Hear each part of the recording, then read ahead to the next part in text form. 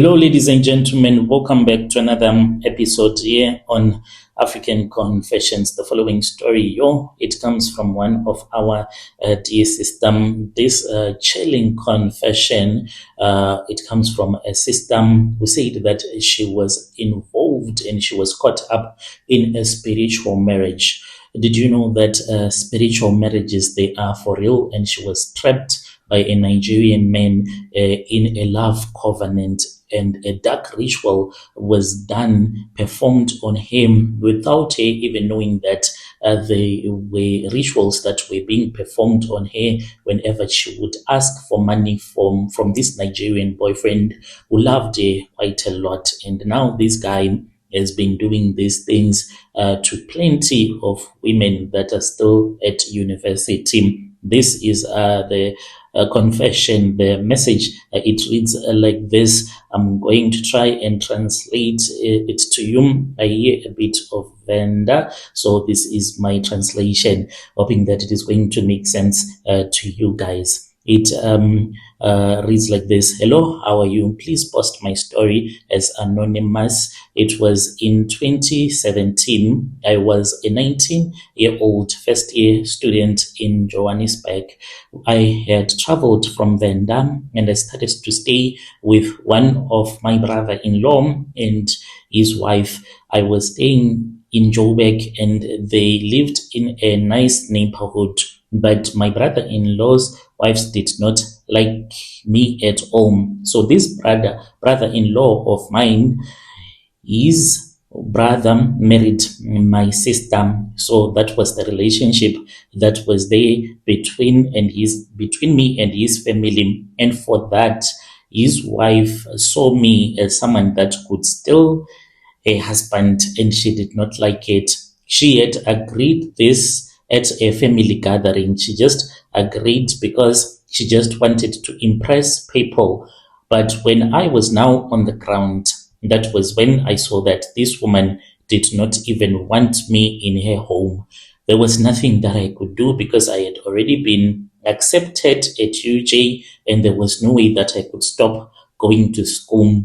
I then told my mom that this was the situation that I was facing. I was being mistreated by her, and she was thinking that I would end up sleeping with her husband, even though I did not have any intentions at all. So my mom, because she does not have any money, she then asked me to look for student accommodation somewhere else. That is how I ended up meeting with this Nigerian man. So I started staying in a residential area where there was a student accommodation as well as other people that were staying in the next complex. So this Nigerian guy, he just ran a small spaza shop right across the street.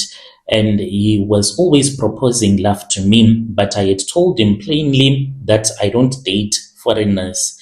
One afternoon, I literally had walked back from UJ and I was really exhausted. I was hungry. I was tired. I was trying to save some money because there were some books that I was supposed to buy. So my mom had said that she was going to send me some money, but I knew that this money that she was going to send to me, it was not going to be enough. So I needed to at least have some money. Then with the money that my mom would have given to me, it was going then to be enough. So I was just walking on foot with one of my other friend. I was hungry. I was just rushing to get to my room so that I can cook something and eat. Then he saw me, he called me. I wanted to ignore him. Then he said, come and get some airtime. I wanted some airtime to buy data. There were some researches that I was supposed to be doing. And when he gave me the airtime, he also handed me a lunch bar. But when I grabbed this lunch bar from him, when I started eating it, like it was too moist, like it had been dipped in water. I don't know how to explain it, but it did not seem like a normal lunch bar. It is supposed to be crunchy, but this one, it was full of moisture. So I just ate it. I did not even pray over it. I did not even think twice. But from that day, my spirit was gone. I used to be someone that prays most of the times, but ever since I ate that lunch bar, I stopped praying. I really did not care about church. I used to go to church. My mom would ask me, "Did you go to church today?" Then I would lie to my mom that, yes, indeed, I have gone to church. And since I had stopped praying to God, the dreams that I started to have, I could not even understand. I started to have a lot of dreams that were really weird. There was a day when I woke up and I was totally naked. I did not understand how was it even possible that I went to bed wearing my nightgown, but when I woke up, I saw that I was completely naked. This happened when I was still in Joburg around October, and I just said that I don't know what's up. Maybe I woke up and I was feeling hot. That is why I woke up not wearing any clothes. So I remembered to pray each and every night when I would go to bed.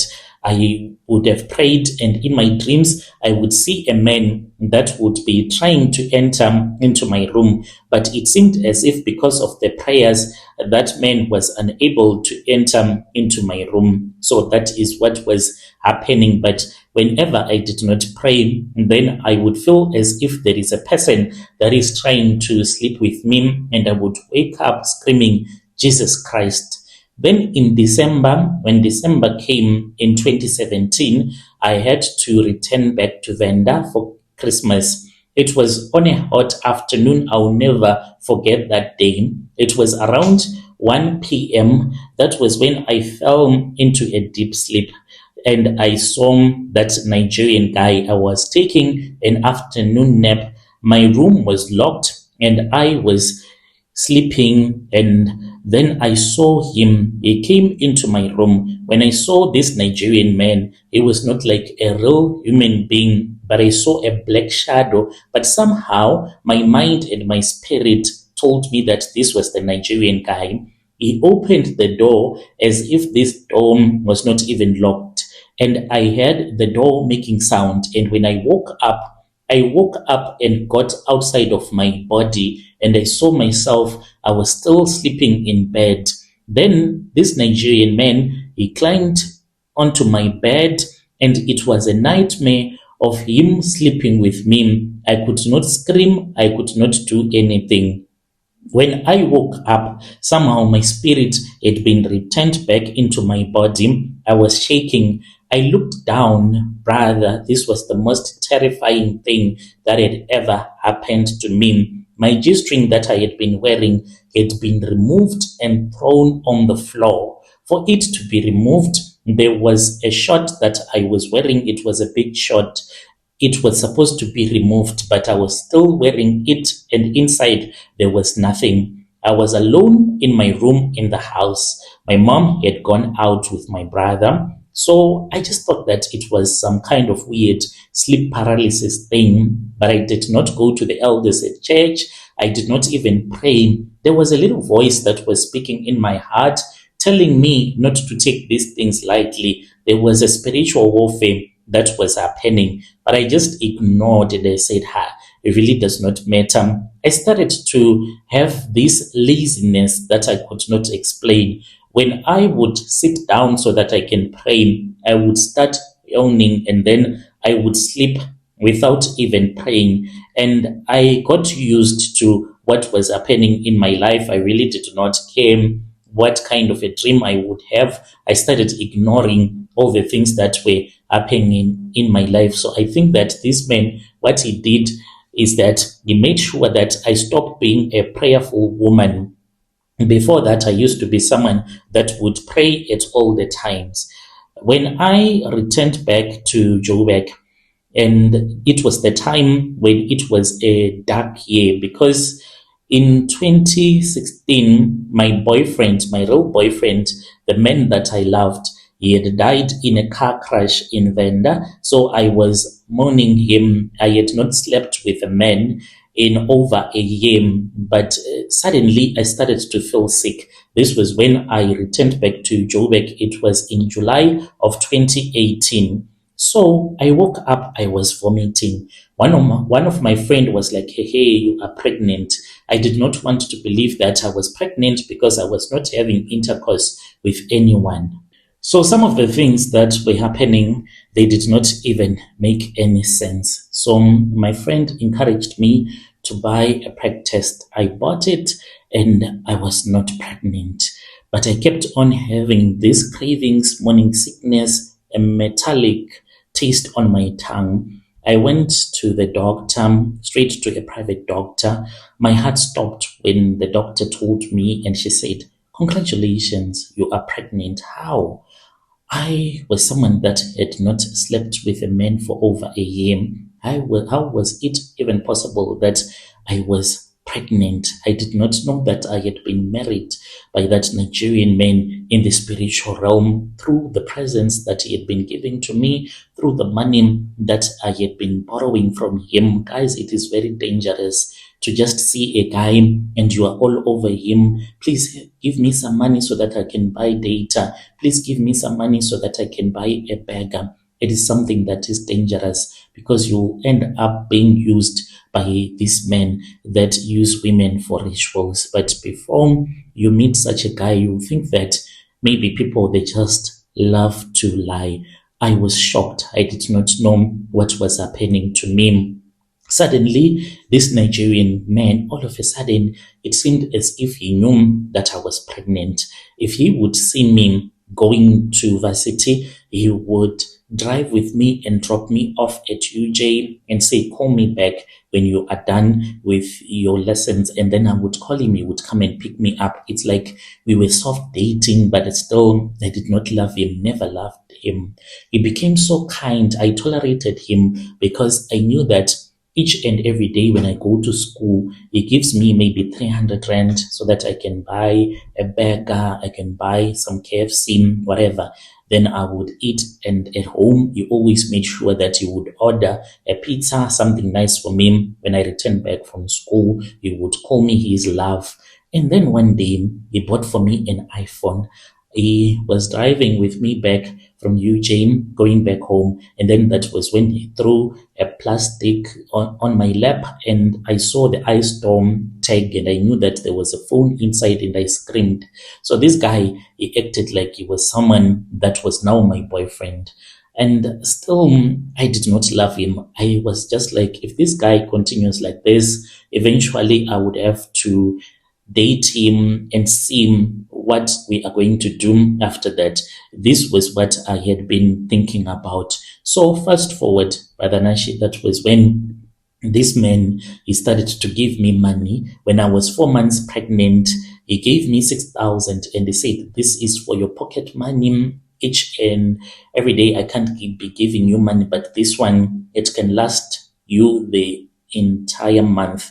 So that night when he gave me this money, when he sent it into my Capitec account, the nightmares that had stopped, they returned. But it was as if it was a horror movie that was happening. I dreamt that I was in a hospital and I was giving birth. But as the baby was coming out, that was when I saw my Nigerian man who claimed to be my boyfriend.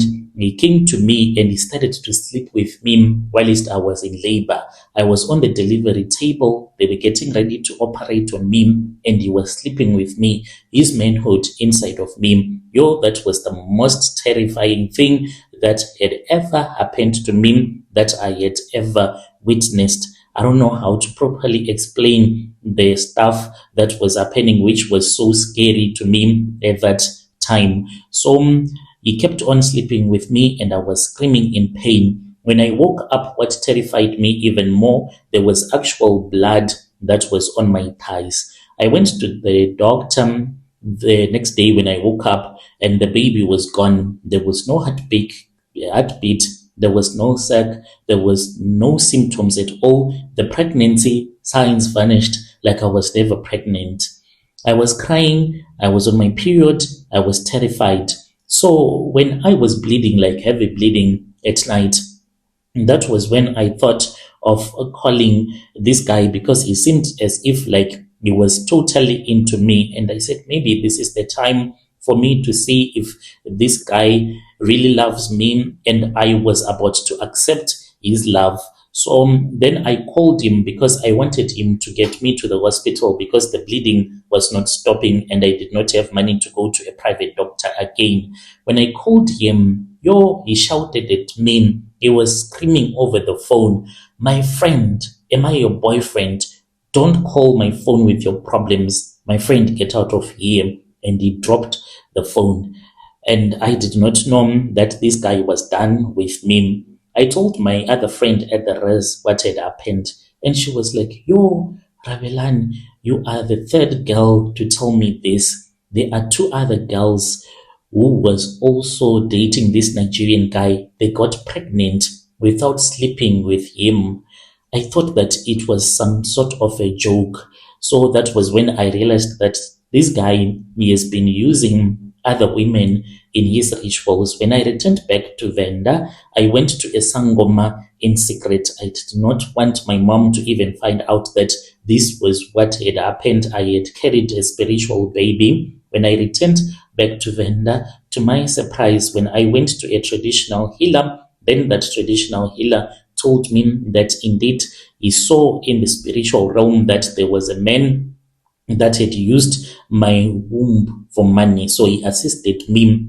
After that, I moved from that student res and I started staying somewhere else. So right now, I have been wondering, if this guy used me for rituals, will I be able to have real children? Because right now, I am dating someone serious who wants to marry me. Whenever we sleep together, he begs me and he says, "Let us stop using protection because I want to have a baby with you." But I just refuse and tell him that, "No, marry me first. I'm just looking for something to tell him that we can sleep with each other without using any protection." Nashi, I want to tell every girl that is in university, do not accept food or money from strangers, because you accept something and the next thing you are going to become a Satanist. They are going to use you for rituals. I don't know if I will be able to have kids since I carried a pregnancy for 4 months without any physical father. And the Sangoma confirmed it and he said that this guy is a ritualist who was using me for rituals. Yo, dear listeners, right there was a message that was sent to us by one of our dear system, hoping that you were able to understand the translation that I gave to you. Strange things indeed, they do happen in this world. Let us meet again in the following episode.